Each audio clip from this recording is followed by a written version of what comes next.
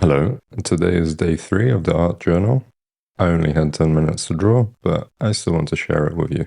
I've added timestamps below that serve as mini chapters, so you can see the various stages of the drawing, as it follows a loose recipe or process. In this video, I'm going to have to ask you to forgive the technical difficulties, as I'm afraid the camera loses focus a few times, and the focus is on my hand. This art journal also documents my progress with my videography skills, so I'm very glad you're here to be a part of it.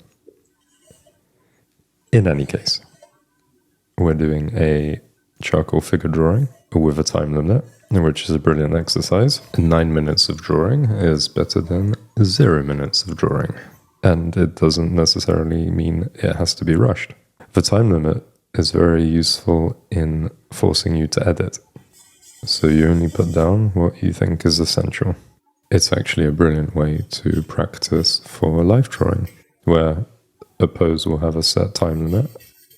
I start this drawing with a few loose guidelines, an oval and a scribble for the head, a line for the slant of the shoulders, another one for the hips, and very loose gestural lines for the torso and the limbs. This serves as a very rough guideline or map for everything else that I'll follow.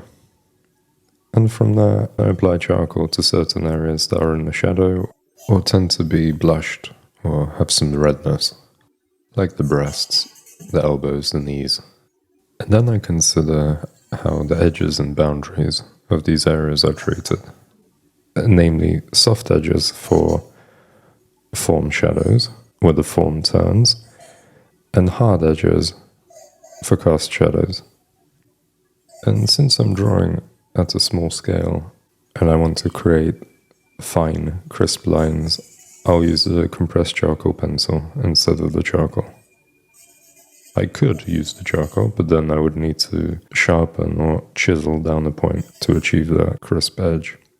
And even then, it wouldn't be as dark as a compressed charcoal pencil. I create highlights with a needle eraser. Drawing with charcoal is as much a subtractive process as it is an additive one. And that's definitely something that I'm trying to work on more, using the eraser more as a drawing tool as opposed to just something for creating spot highlights, even though they are by far my favorite part of the drawing process. Around the midway point of this drawing, I begin to redraw certain parts and accentuate the silhouette.